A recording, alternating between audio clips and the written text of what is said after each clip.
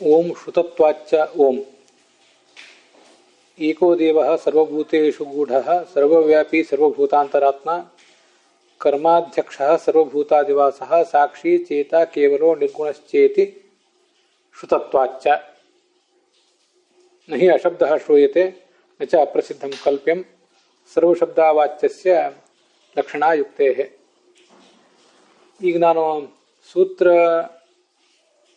ಮತ್ತು ಅದಾದ್ಮೇಲೆ ಭಾಷ್ಯ ಅದನ್ನು ಓದಿದ್ದನ್ನು ನೀವು ಗಮನಿಸಿದರೆ, ಅಲ್ಲಿ ಮೊದಲು ಸೂತ್ರ ಓದಿ ಅದಾದಮೇಲೆ ಆ ಶ್ವೇತಾಶ್ವತರ ಉಪನಿಷತ್ತು ಏನಿದೆ ಏಕೋ ದೇವ ಅಂತ, ಅದರ ಕೊನೆಯ ಭಾಗ ಸಾಕ್ಷಿ ಚೇತ ಕೇವಲೋ ನಿರ್ಗುಣಶ್ಚೇತಿ ಅಂತ ನೀವು ನೋಡ್ತಿರೋ ಪುಸ್ತಕದಲ್ಲಿದೆ. ನಾನು ನಿರ್ಗುಣಶ್ಚೇತಿ ಶ್ರುತತ್ವಾಚ್ಚ ಅಂತ ಓದಿದೆ. ಪಾಠ ಈ ಪಾಠನೇ ಸರಿ ಆ ಪಾಠನೇ ಸರಿ ಅಂತ ಅನ್ನೋದ್ರ ಬಗ್ಗೆ ನನಗೇನೋ ಅಷ್ಟು ಆಗ್ರಹ ಏನಿಲ್ಲ. ಋಷಿಕೇಶ ತೀರ್ಥರ ಪಾಠದಲ್ಲಿ ಸಾಕ್ಷಿ ಚೇತ ಕೇವಲ ನಿರ್ಗುಣಶ್ಚೇತಿ ಶ್ರುತತ್ವಾಚ್ಚ ಅಂತಿದೆ.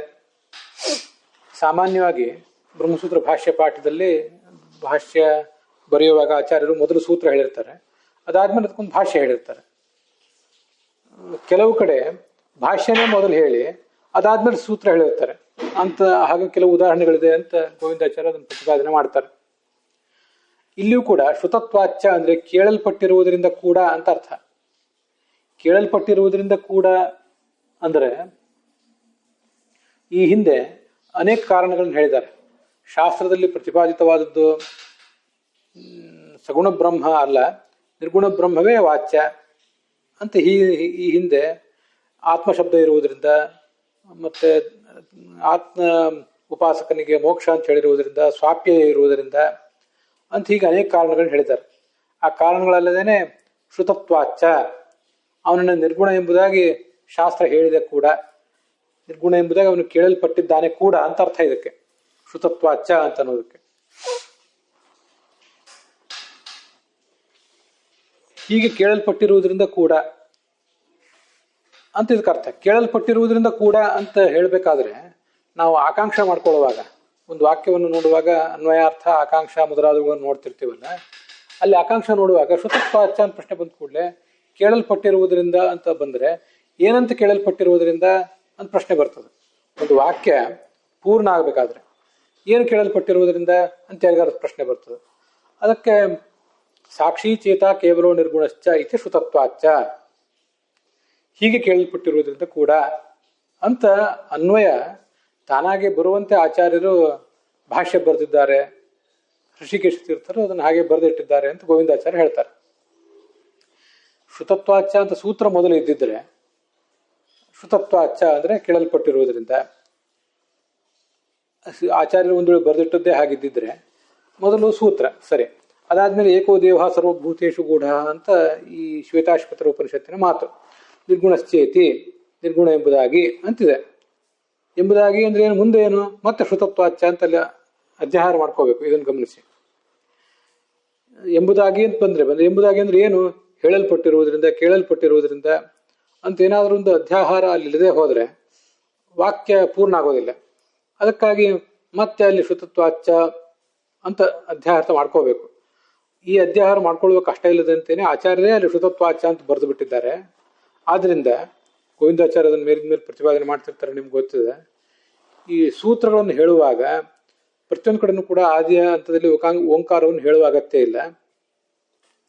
ಸೂತ್ರವನ್ನು ಉಪಯೋಗ ಮಾಡಿ ಎಲ್ಲಿಯಾದರೂ ನಾವು ಭಗವಂತನಿಗೆ ಅರ್ಚನೆ ಮಾಡುವುದಿದ್ದರೆ, ತುಳಸಿ ಪುಷ್ಪ ಇತ್ಯಾದಿಗಳ ಅರ್ಚನೆ ಇದ್ರೆ, ಮಂಗಳಾರತಿ ಇದ್ರೆ, ಅಲ್ಲಿ ಮಾತ್ರ ಆದ್ಯಂತದಲ್ಲಿ ಓಂಕಾರವಾಗಿ ಅದನ್ನು ಓಂಕಾರಗಳನ್ನು ಸೇರಿಸಿ ಬಳಕೆ ಮಾಡಬೇಕು. ಸರ್ವತ್ಯನೋಂಕೃತಂ ಬ್ರಹ್ಮ ಪರಸ್ತಾಚ್ಯ ವಿಶೀರ್ಯತೆ ಅಂತ ಪ್ರಮಾಣ ಇದೆ. ಒಂದು ಮಂತ್ರವನ್ನ ಮೊದಲು ಮತ್ತು ಕೊನೆಗೆ ಅದಕ್ಕೆ ಓಂಕಾರಗಳಿಲ್ಲದೇನೆ ಹೇಳಿದ್ರೆ ಅದು ಫಲ ಕೊಡೋದಿಲ್ಲ ಅಂತ ಹೀಗೆ ಬಂದಿರುವುದರಿಂದ ಮಂತ್ರವಾಗಿ ಉಚ್ಚಾರ ಮಾಡುವಾಗ, ಪುರಶ್ಚರಣ ಮಾಡುವಾಗ, ಇಂಥ ಅನೇಕ ಪ್ರಸಂಗಗಳಲ್ಲಿ ಅಲ್ಲಿ ಆದ್ಯಂತದಲ್ಲಿ ಓಂಕಾರ ಬೇಕು. ಮಂತ್ರವಾಗಿ ಎಲ್ಲಿ ಉಚ್ಚಾರ ಮಾಡ್ತಿಲ್ಲ, ಪಾಠ ಪ್ರವಚನ ರೂಪದಲ್ಲಿ ಆಕಾಂಕ್ಷ ಅನ್ವಯ ಇತ್ಯಾದಿಗಳಿಂದ ಕೂಡಿದ ವಾಕ್ಯವಾಗಿ ಅದನ್ನು ನಾವು ಎಲ್ಲಿ ಬಳಕೆ ಮಾಡ್ತಿರ್ತೀವಿ, ಅಲ್ಲಿ ಈ ಓಂಕಾರವನ್ನು ಹೇಳುವುದಕ್ಕೆ ಅರ್ಥ ಇಲ್ಲ. ಹೇಳಬೇಕಾಗಿಲ್ಲ, ಹೇಳಿದ್ರೆ ತಪ್ಪಾಗ್ತದೆ ಅಂತ ಗೋವಿಂದಾಚಾರ್ಯ ಅಭಿಪ್ರಾಯ ಪಡ್ತಾರೆ. ಅದೇನೇ ಇಲ್ಲಿ ಮಾಡೋಗೊಬ್ಬರು ಒಂದೊಂದು ಥರ ಮಾಡ್ತಿರ್ತಾರೆ. ಅದ್ರ ಬಗ್ಗೆ ನಮಗೇನು ಆ ವಿವಾದ ಎಲ್ಲ ಬಗೆಹರಿಸ್ಕೊಳ್ಳಿಕ್ಕೆ ಆಗೋದಿಲ್ಲ, ಬಗೆಹರಿಸ್ಕೊಳ್ಳಿಕ್ಕೆ ಬಹಳಷ್ಟು ಪ್ರಯತ್ನ ಪಡೋದಕ್ಕೆ ಏನು ಅರ್ಥವೂ ಇಲ್ಲ. ಅಂತೂ ಹೀಗೆ ಏಕೋದೇವ ಸರ್ವಭೂತೇಶು ಕೂಡ ಸರ್ವವ್ಯಾಪಿ ಸರ್ವಭೂತಾಂತರಾತ್ಮ ಕರ್ಮಾಧ್ಯಕ್ಷ ಸರ್ವಭೂತಾದಿವಾಸಃ ಸಾಕ್ಷಿ ಚೇತ ಕೇವಲೋ ನಿರ್ಗುಣಶ್ಚೇತಿ ಶ್ರುತತ್ವಾಚ್ಚ ಅಂತಲೇ ಆಚಾರ್ಯರು ಭಾಷ್ಯವನ್ನು ರಚಿಸಿದ್ದಾರೆ ಅಂತ ಗೋವಿಂದಾಚಾರ್ಯ ಹೇಳ್ತಾರೆ. ಇದಕ್ಕೆ ಸಂವಾದಿಯಾಗಿ ನೀವು ಭಾಷ್ಯ ದೀಪಿಕಾ ತೆಗಿರಿ, ಅಲ್ಲಿಯೂ ಕೂಡ ಭಾಷ್ಯ ದೀಪಿಕಾದಲ್ಲಿ ಕೊನೆಯ ಪ್ಯಾರಾಗ್ರಾಫ್ ಇದೆ. ನಹಿ ಅಶಬ್ದ ಶ್ರೂಯತೆ ನ ಚ ಪ್ರಸಿದ್ಧಂ ಕಲ್ಪ್ಯಂ ಸರ್ವಶಬ್ದವಾಚ್ಯಸ್ಯ ಲಕ್ಷಣಾಯುಕ್ತೇ ಅಂತ. ಅದಕ್ಕಿಂತ ಮುಂಚೆ ನಾನು ಕೊನೆ ಪ್ಯಾರಾಗ್ರಾಫ್ ಅಂತ ಹೇಳಿದೆ, ವಾಸ್ತವಿಕವಾಗಿ ಕೊನೆ ಪ್ಯಾರಾಗ್ರಾಫ್ ಅಲ್ಲ ಅದು, ನಾನು ಕಣ್ತಪ್ಪಿನಿಂದ ಆ ಥರ ಹೇಳಿದೆ ಅಷ್ಟೆ. ಭಾಷ್ಯ ದೀಪಿಕಾ ಈ ಸೂತ್ರಕ್ಕೆ ಸಂಬಂಧಪಟ್ಟಂತೆ ಸುಮಾರು 2 ಪೇಜ್ ಇದೆ. ಆ 2 ಪೇಜಿನಲ್ಲಿ ನೀವು 2ನೇ ಪ್ಯಾರಾಗ್ರಾಫನ್ನು ಗಮನಿಸಬೇಕು. ಅಂದರೆ ಹೆಚ್ಚು ಕಡಿಮೆ 1 ಪೇಜ್ ಆದಮೇಲೆ ಈಗ ನಾವು ನೋಡಬೇಕಾದ ಭಾಗ ಬರ್ತದೆ. ಪ್ಯಾರಾಗ್ರಾಫಿನ ಲೆಕ್ಕದಲ್ಲಿ ಅತ್ರ ವಾಚ್ಯತ್ವಂ ಪ್ರತಿಪಾದಯತ್ ಸೂತ್ರಂ ತದುಪತಶ್ರುತ್ಯುದಾಹರಣಪೂರ್ವಕಂ ಪಠತೆ ಏಕೈತಿ ಇತಿ ಕ್ವಚಿತ್ ಟೀಕಾಪಾಠಾನುಸಾರೇಣ ಭಾಷ್ಯೆ ಕ್ವಚಿತ್ ಶ್ರುತಿಪಾಠಾನಂತರಂ ಸೂತ್ರಪಾಠೋ ದೃಶ್ಯತೆ ಅಂತ. ಪಾಠೋ ದೃಶ್ಯತೆ ತತ್ಪಕ್ಷೇತು ಅನ್ವಯ ಸುಲಭ ಏವೇತಿ ಧ್ಯೇಯಂ. ಹೀಗೆ ಜಗನ್ನಾಥೇತಿಗಳ ಮಾತು ಕೂಡ ಒಂದು ಕೇಳಿ ಬರ್ತದೆ. ಆದ್ದರಿಂದ ಜಗನ್ನಾಥೇತಿಗಳು ಗಮನಿಸಿದಂತೆ ಅವರಿಗೂ ಕೂಡ ಮೊದಲು ಭಾಷ್ಯವಾಕ್ಯ ಆಮೇಲೆ ಶ್ರುತತ್ವಾಚ್ಯ ಅನ್ನೋ ಸೂತ್ರ ಇರುವಂಥದ್ದು ಕೆಲವು ಕಡೆ ಕಂಡು ಬಂದಿದೆ. ತತ್ವಪ್ರದೀಪವನ್ನಂತೂ ಅವ್ರು ಹೇರಳವಾಗಿ ಗಮನಿಸಿದ್ದೇ ಇರ್ತಾರೆ, ಇಲ್ಲಂತಲ್ಲ. ಅದಲ್ಲದೆ ಹೀಗೂ ಒಂದು ಅವ್ರಿಗೆ ಕಂಡು ಬಂದಿದೆ. ಇದನ್ನು ನೋಡಿದರೆ ಅದು ಗೊತ್ತಾಗ್ತದೆ. ಈಗ ನೋಡಿ, ಕ್ವಾಚಿತ್ಕ ಟೀಕಾಪಾಠಾನುಸಾರೇಣ ನಾವೀಗ ಜಯತೀರ್ಥರ ಟೀಕಾವನ್ನೇನು ನೋಡ್ತಾ ಇದ್ದೀವಲ್ಲ, ಈಗ ನೋಡ್ತಿರೋ ಜಯತೀರ್ಥರ ಟೀಕೆಗಿಂತ ಹೊರತಾಗಿ ಇನ್ನೊಂದೆಲ್ಲೋ ಟೀಕಾ ಅವರಿಗೆ ಕಾಣಿಸಿದೆ. ಈ ಜಗನ್ನಾಥೇತಿಗಳಿಗೆ ಹಾಗೆಲ್ಲೋ ಕಾಣಿಸಿದೆ. ಇವತ್ತು ತತ್ವಪ್ರಕಾಶಿಕಾದಲ್ಲಿ, ಈ ಸೂತ್ರಕ್ಕೆ ಸಂಬಂಧಪಟ್ಟಂತೆ ತತ್ವಪ್ರಕಾಶಿಕಾದಲ್ಲಿ ಪುನಃ ಸಿಂಹಾವಲೋಕನ ನ್ಯಾಯೇನ ನಿರ್ಗುಣಸ್ಯ ಬ್ರಹ್ಮಣೋ ವಾಚ್ಯತ್ವಂ ಯುಕ್ತ್ಯಂತರೇಣ ಪ್ರತಿಪಾದಯತ್ ಸೂತ್ರಮುಪನ್ಯಸ್ಯ ತದುಪಾತ್ಯ ಶ್ರುತಿಮೇವ ಉದಾಹರತೆ ಅಂತ ಹೀಗಿದೆ. ಈಗ ನೋಡಿ, ಸಿಂಹಾವಲೋಕ ಅದಕ್ಕೆ ಅರ್ಥ ಏನು ಹೇಳ್ತೀನಿ ತತ್ವಪ್ರಕಾಶಕದ ಮಾತಿಗೆ. ಸಿಂಹಾವಲೋಕನ ನ್ಯಾಯೇನ, ಸಿಂಹ ತಾನು ಹಿಂದೆ ನಡೆದುವಂತಹ ದಾರಿಯೊಂದನ್ನು ಗಮನಿಸಿ ಮತ್ತೆ ಮುಂದೆ ಏನು ಮಾಡಬೇಕಾಗಿದೆ ಅನ್ನೋದನ್ನು ತೀರ್ಮಾನ ಮಾಡಲಿಕ್ಕೋಸ್ಕರ ಒಂದು ಬಾರಿ ಮರಳಿ ನೋಡ್ತದಂತೆ. ಅದಕ್ಕೆ ಸಿಂಹಾವಲೋಕನ ನ್ಯಾಯ, ಅದನ್ನು ಮತ್ತೊಂದ್ಸರಿ ಹೇಳ್ತೇನೆ ತತ್ವಪ್ರಕಾಶಕ ಹೇಳುವಾಗ. ಆ ನ್ಯಾಯಕ್ಕನುಸಾರವಾಗಿ ನಿರ್ಗುಣ ಬ್ರಹ್ಮನೇ ಶ್ರುತಿವಾಚ್ಯ ಅಂತ ಈ ಹಿಂದೆ ಪ್ರತಿಪಾದನೆ ಮಾಡಿದ ಅನೇಕ ಯುಕ್ತಿಗಳಲ್ಲದೆ ಯುಕ್ತ್ಯಂತರೇಣ ಮತ್ತೊಂದು ಯುಕ್ತಿಯ ಮೂಲಕ ಪ್ರತಿಪಾದನೆ ಮಾಡುವ ಸೂತ್ರವನ್ನು ತೋರಿಸಿ ಆ ಉಪನ್ಯಾಸ ತದುಪಾತ್ತ ಶ್ರುತಿಂ, ಆ ಸೂತ್ರ ಶ್ರುತತ್ವಾಚ್ಯ ಅನ್ನೋ ಸೂತ್ರ ಯಾವ ಶ್ರುತಿಯನ್ನು ಹೇಳಬೇಕಾಗಿದೆಯಲ್ಲ, ಶ್ರುತತ್ವಾಚ್ಯ ಕೇಳಲ್ಪಟ್ಟಿರುವುದಂತ ಅರ್ಥ. ಯಾವುದರಿಂದ ಕೇಳಲ್ಪಟ್ಟಿರುವುದರಿಂದ? ಆ ಶ್ರುತಿಯಿಂದ ಉಪಾತ್ತವಾದದ್ದು, ಅಂದ್ರೆ ಪ್ರಸ್ತುತವಾದದ್ದು, ಮೆನ್ಷನ್ಡ್ ಆದದ್ದು, ಅಂತಹ ಶ್ರುತಿಯನ್ನು ಉದಾಹರಿಸ್ತಾ ಇದ್ದಾರೆ ಶ್ರುತತ್ವಾಚ್ಯ ಅಂತ. ಹೀಗೆ ಉಪನ್ಯಾಸ ತದುಪಾತ್ತ ಶ್ರುತಿಮೇವ ಉದಾಹರತೆ. ಈಗ ನೋಡಿ, ಈಗ ಟೀಕಾಪಾಠ ಇದೆಯಲ್ಲ, ಇದ್ರ ಬದಲು ಬೇರೆ ಟೀಕಾಪಾಠ ಒಂದು ಸಿಕ್ಕಿದೆ ಅಂತ ಕಾಣಿಸ್ತದೆ ಜಗನ್ನಾಥೇತಿಗಳಿಗೆ. ವಾಚ್ಯತ್ವವನ್ನು ಪ್ರತಿಪಾದನೆ ಮಾಡುವ ಸೂತ್ರವನ್ನು ಮತ್ತು ತದುಪಾತ್ತ ಶ್ರುತ್ಯುದಾಹರಣ ಪೂರ್ವಕಂ ಪಠತೆ, ಶ್ರುತಿಯ ಉದಾಹರಣ ಪೂರ್ವಕವಾಗಿ ಸೂತ್ರವನ್ನು ಪಠನೆ ಮಾಡ್ತಾ ಇದ್ದಾರೆ. ಅಂದರೆ ಶ್ರುತಿಯನ್ನು ಮೊದಲು ಉದಾಹರಣೆ ಮಾಡಿ ಆಮೇಲೆ ಸೂತ್ರವನ್ನು ಪ್ರತಿಪಾದನೆ ಮಾಡ್ತಾರೆ. ಶ್ರುತಿಯನ್ನು ಉದಾಹರಣೆ ಮಾಡುವ ಪೂರ್ವಕವಾಗಿ ಆ ಸೂತ್ರವನ್ನು ಹೇಳ್ತಾ ಇದ್ದಾರೆ. ಏಕೈತಿ ಇತಿ ಕ್ವಾಚಿತ್ಕ ಟೀಕಾಪಾಠಾನುಸಾರೇಣ, ಕೆಲವು ಕಡೆ ಟೀಕಾಪಾಠ ಹೀಗೂ ಕೂಡ ಕೇಳಿ ಬರ್ತದೆ. ಆದ್ದರಿಂದ ಭಾಷ್ಯ ಕ್ವಚಿತ್, ಕೆಲವು ಕಡೆ ಭಾಷ್ಯದಲ್ಲಿ ಕ್ವಚಿತ್ ಅಂದರೆ ಋಷಿಕೇಶ ತೀರ್ಥರ ಪಾಠ ಮೊದಲಾದ ಕಡೆ ಶ್ರುತಿ ಪಾಠಾನಂತರಂ ಸೂತ್ರಪಾಠೋ ದೃಶ್ಯತೆ, ಶ್ರುತಿ ಪಾಠದ ಬಳಿಕವೇ ಸೂತ್ರಪಾಠ ಕೇಳಿ ಬರ್ತದೆ. ಆ ಪಕ್ಷದಲ್ಲಿ ಅನ್ವಯ ಸುಲಭ, ಕೇವಲ ನಿರ್ಗುಣಶ್ಚೇತಿ ಶ್ರುತತ್ವಾಚ್ಯ ಹೀಗೆ ಕೇಳಲ್ಪಟ್ಟಿರುವುದರಿಂದ ಈಗಿರುವ ಪಾಠಕ್ಕನುಸಾರವಾಗಿ ಶ್ರುತತ್ವಾಚ್ಯ ಅಂತ ಮೊದಲು ನಾವು ಸೂತ್ರ ನೋಡಿದರೆ ಆಮೇಲೆ ಮತ್ತೊಂದ್ಸರಿ ಶ್ರುತತ್ವಾಚ್ಯ ಅಂತ ಅಧ್ಯಾಹಾರ ಮಾಡ್ಕೋಬೇಕು. ಅದ್ರ ಬದಲು ಈ ಥರ ಇದ್ಬಿಟ್ರೆ ಇನ್ನೂ ಸುಲಭ ಆಗ್ತದೆ ಅಂತ ಅವ್ರ ತಾತ್ಪರ್ಯ. ಅನ್ವಯ ಅಂತನೂ ಸುಲಭ, ಅನ್ವಯ ಸುಲಭ ಆಗಬೇಕು ಅನ್ನೋ ದೃಷ್ಟಿಯಿಂದಲೇ ಆಚಾರ್ಯರು ಹೀಗೆ ಮಾಡಿದ್ದಾರೆ ಅಂತ ಅದರ ತಾತ್ಪರ್ಯ. ಇದಿಷ್ಟು ಅದರ ಆ ಸೂತ್ರ ಪಾಠಕ್ಕೆ ಸಂಬಂಧಿಸಿದಂತೆ ನನ್ನ ಅಭಿಪ್ರಾಯ. ಈಗ ಈ ಸೂತ್ರಕ್ಕೆ ಸಂಬಂಧಪಟ್ಟಂತೆ ಸತರ್ಕ ದೀಪಾವಳಿ ನೋಡೋಣ. ತ್ರಿಗುಣಾತೀತ ಏವ ಉಪನಿಷದ್ವಾಚ್ಯ ಪರಮಾತ್ಮ ಇತ್ಯೇತತ ಹೇತ್ವಂತರೇಣ ಸಾಧಯತ್ ಸೂತ್ರ ಉಪನ್ಯಾಸಿ ವ್ಯಾಚಷ್ಟೆ. ತ್ರಿಗುಣಾತೀತನಾದ ಆತ್ಮನೇ ಉಪನಿಷದ್ವಾಚ್ಯನಾದ ಪರಮಾತ್ಮ ಅಂತೂ ಅನ್ನುವ ಸಂಗತಿ, ಇದನ್ನು ನಾವು ಪ್ರತಿಪಾದನೆ ಮಾಡಬೇಕಾಗಿದೆ. ಅದಕ್ಕೆ ಈ ಹಿಂದೆ ಅನೇಕ ಕಾರಣಗಳು ಕೊಟ್ಟಿದ್ದಾರೆ. ಇಲ್ಲಿ ಇನ್ನೊಂದು ಕಾರಣ ಕೊಡ್ತಿದ್ದಾರೆ. ಅಂತಹ ಸೂತ್ರವನ್ನು ತೋರಿಸಿ ಅದಕ್ಕೆ ವ್ಯಾಖ್ಯಾನ ಮಾಡ್ತಾ ಇದ್ದಾರೆ ಶ್ರುತತ್ವಾಚ್ಯ ಅಂತ. ಸಾಕ್ಷಿ ಚೇತ ಕೇವಲೋ ನಿರ್ಗುಣಶ್ಚ ಇತ್ಯಸ್ಯಾಂ ಶ್ರುತವು, ಈ ಒಂದು ಶ್ರುತಿಯಲ್ಲಿ ನಿರ್ಗುಣ ಶಬ್ದೇನ ಉಕ್ತತ್ವ, ಇದನ್ನು ಗಮನಿಸಿ. ಇದು ಯುಕ್ತಿ. ಹಿಂದಿಂದು ಯುಕ್ತಿಗಳನ್ನು ನಾವು ಊಹೆ ಮಾಡಿಕೊಂಡದ್ದು ಯುಕ್ತಿಗಳು ಇಲ್ಲಿ ಸ್ಪಷ್ಟವಾಗಿ ನಿರ್ಗುಣ ಎಂಬುದಾಗಿ ಹೇಳಲ್ಪಟ್ಟಿರುವುದು ಅಂತ ತಾತ್ಪರ್ಯ. ನಿರ್ಗುಣ ಶಬ್ದೇನ ಉಕ್ತತ್ವಾತ್ ನ ಶ್ರುತ್ಯುಕ್ತ ವಿಷ್ಣು ತ್ರಿಗುಣ ಸಂವಲಿತ. ಶ್ರುತಿಯಲ್ಲಿ ಪ್ರತಿಪಾದಿತನಾದ ವಿಷ್ಣು ಅವನನ್ನ ತ್ರಿಗುಣ ಸಂವಲಿತ ಅಂದರೆ ತ್ರಿಗುಣ ವಿಶಿಷ್ಟನಾದ ಸಗುಣ ಬ್ರಹ್ಮ ಅಥವಾ ಜೀವ ಅಂತ ನೀವು ಹೇಳಬೇಡಿ. ಯಾಕಂದ್ರೆ ವಿರೋಧಾತ್, ಈ ಶ್ರುತಿಯಲ್ಲೇ ಈಗ ನಾವು ತೋರಿಸಿರುವ ಶ್ರುತಿಯಲ್ಲೇ ಅವನಿಗೆ ಗುಣಗಳನ್ನು ಪ್ರತಿಪಾದನೆ ಮಾಡಿದ್ದಾರೆ. ಸಾಕ್ಷಿ ಚೇತ ಕೇವಲ ಅಂತಿದ್ದ ಅನೇಕ ಗುಣಗಳನ್ನು ಪ್ರತಿಪಾದನೆ ಮಾಡಿ ನಿರ್ಗುಣ ಅಂತಲೂ ಹೇಳಿದ್ದಾರೆ. ಅದನ್ನು ಗಮನಿಸಬೇಕು. ಅದರಿಂದ ಯಾವನು ಪ್ರಾಕೃತ ಗುಣರಹಿತನಾದ್ರಿಂದ ನಿರ್ಗುಣನು, ಅನಂತ ಕಲ್ಯಾಣ ಗುಣ ವಿಶಿಷ್ಟನಾದ್ರಿಂದ ಸಗುಣನು, ಅವನೇ ಶ್ರುತಿಯಲ್ಲಿ ಪ್ರತಿಪಾದಿತ ಅಂತ ನಮ್ಮ ತಾತ್ಪರ್ಯ. ತ್ರಿಗುಣಾತೀತಸ್ಯ ಅವಾಚ್ಯತ್ವ ನಿರ್ಗುಣ ಶಬ್ದೇನ ಶ್ರವಣಂ ನ ಸ್ಯಾತ್. ತ್ರಿಗುಣಾತೀತನಾದ ಅಂದ್ರೆ ನಿರ್ಗುಣನಾದ ಬ್ರಹ್ಮ ಒಂದು ವೇಳೆ ವಾಚ್ಯ ಅಲ್ಲದೆ ಹೋಗಿದ್ರೆ, ನಿಮ್ಮಂತ ನೀವು ಹೇಳುವಂತೆ ಸಗುಣ ಬ್ರಹ್ಮವೇ ವಾಚ್ಯ ಆಗಿದ್ರೆ, ಇಲ್ಲಿ ನಿರ್ಗುಣ ಶಬ್ದದಿಂದ ಅವನ ಬಗ್ಗೆ ಹೇಗೆ ಶ್ರವಣ ಮಾಡಿಸ್ತಾ ಇದ್ರು? ಈ ಶ್ರುತಿ ಸ್ಪಷ್ಟವಾಗಿ ನಿರ್ಗುಣ ಅಂತ ಅವನನ್ನು ನಮಗೆ ಶ್ರವಣ ಮಾಡಿಸಿದೆ, ಹೇಳಿ ಬೋಧಿಸ್ತಾ ಇದೆ. ನಚ ಅವಾಚ್ಯ ಮುಚ್ಚತೆ ವಿರೋಧಾತ್, ಶ್ರವಣವೂ ಸಾಧ್ಯ ಇಲ್ಲ. ಅದು ಮತ್ತೆ ಅವಾಚ್ಯವಾದಂತಹ ಒಂದು ವಸ್ತು ತತ್ವ ಅದು ನ ಉಚ್ಯತೆ, ಹೇಳಲ್ಪಡುವುದು ಕೂಡ ಇಲ್ಲ. ಅದು ಹೇಗೆ ಹೇಳಲ್ಪಡ್ತದೆ?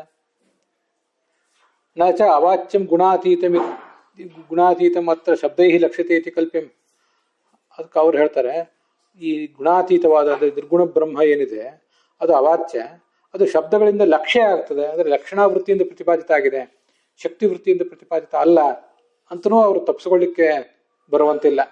ಇತಿನ ಕಲ್ಪ್ಯಂ ಸರ್ವಶಬ್ದಾವಾಚ್ಯಸ್ಯ ಲಕ್ಷ್ಯತ್ವ ಅಯೋಗಾತ್. ಸರ್ವಶಬ್ದ ವಾಚ್ಯ ಯಾವುದು ಅಲ್ಲವೋ, ಯಾವುದೇ ಶಬ್ದದಿಂದಲೂ ಯಾವುದು ವಾಚ್ಯ ಅಲ್ಲವೋ ಅದು ಲಕ್ಷ್ಯವಾಗಲಿಕ್ಕೂ ಸಾಧ್ಯ ಇಲ್ಲ.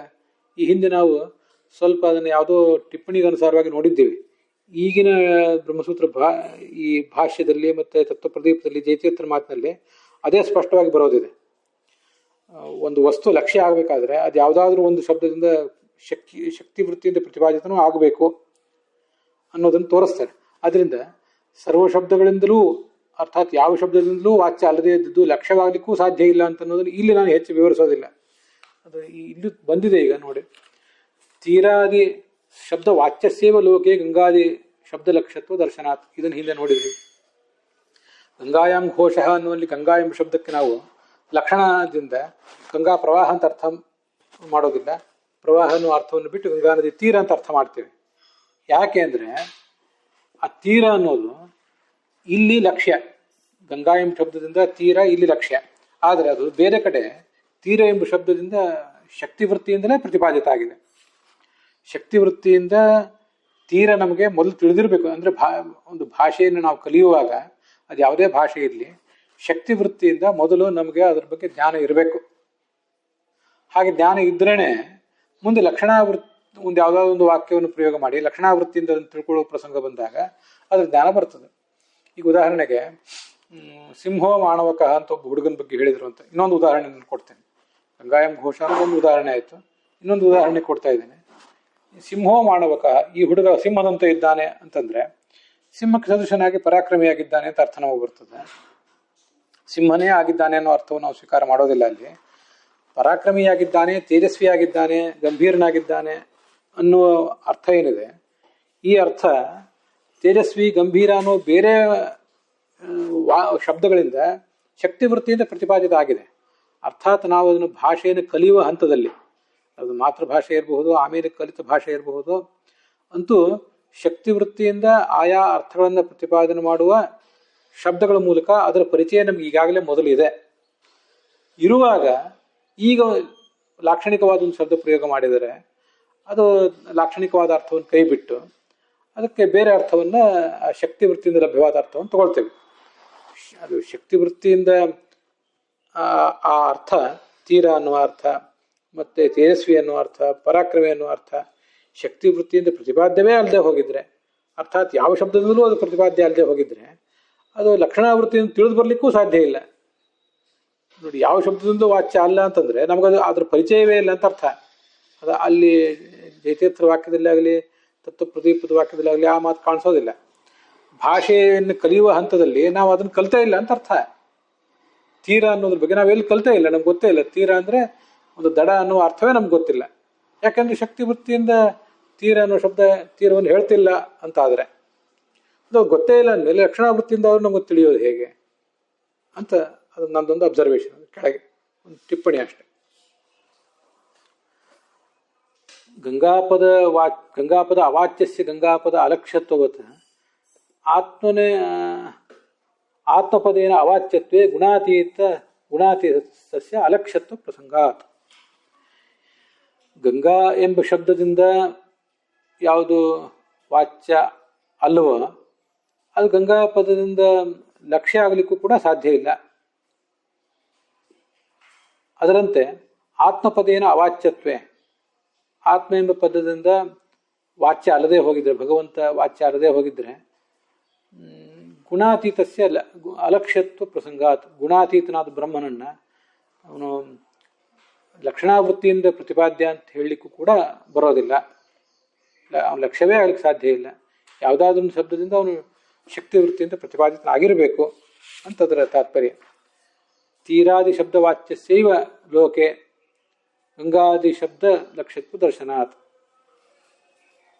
ತೀರ ಮೊದಲಾದ ಶಬ್ದಗಳಿಂದ ವಾಚ್ಯವಾದ ಒಂದು ಅರ್ಥವೇ ಗಂಗಾ ಎಂಬ ಶಬ್ದವಾದಿಂದ ಲಕ್ಷ್ಯ ಆಗಬೇಕು. ಅದು ನಮ್ಗೆ ಕಂಡಿದೆ. ಗಂಗಾ ಪದದಿಂದ ಯಾವುದು ವಾಚ್ಯ ಅಲ್ಲವೋ ಅದು ಗಂಗಾ ಪದದಿಂದ ಲಕ್ಷ್ಯವೂ ಕೂಡ ಅಲ್ಲ.